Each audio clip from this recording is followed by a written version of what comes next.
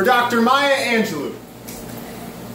The Norton Anthology of American Literature, shorter 8th edition, has 2,875 pages. Tusky thud echoes through the confines of my backpack on each journey to class, its contents a familiar photo album of old enemies. Faulkner, Hemingway, Plath, Fitzgerald, Dickinson, Pound, there are few friends. A snapshot of Hughes, speck of Steinbeck, glint of Morrison. And the residual construction of a whitewashed education. High school chants of blue and white, hallways walled white, floors dulled white, reflections of the light permeated by its students. The teachers were white, preaching reverence to authors who write strangers to some histories, history bled white. The color drained from its pages, siphoned from its vernacular, leaving white rations offered in bite-sized pieces.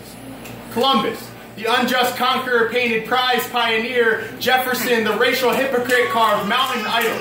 African-American culture is taught with a day off in January, a week on Civil War slavery. There are no safe spaces to discuss modern-day oppression, no structured studies of black writers and black thinkers. American truth nestles in the lie that it can exist without the presence of black history. The truth ignored, swept under a pristine white welcome mat, or labeled an elective like some restaurant side salad. Please, someone explain to me why 20th century American literature and African American literature isn't taught as one class.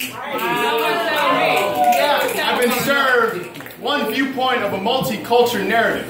There are no new perspectives offered, no alternate definitions given. We must gorge on mounds of poetry that taste flat in our mouths like white rice. There is no seasoning.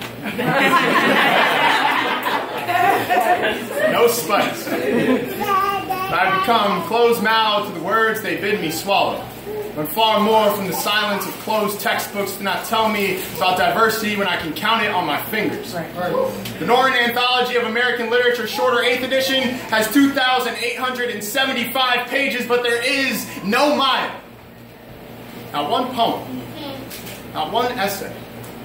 It's the decision of these editors that epitomizes American culture that one of the most influential writers in world history is not featured in an anthology of her own country. This country fails to pay proper tribute to the people who have painstakingly painted its mural. She said, "You may write me down in history, your bitter, twisted lies. You may tread me in the very dirt, but still, like dust, I'll rise." The irony. There is no bitterness. No twisted lies. They have consciously evicted the idea of writing her into history at all, and yet she transcends the very institutions they have built their rhetoric on. Her truth speaks, demands to be heard from her. We rise, call out our voice, her voice, our yell, her yell, and they have no choice but to listen.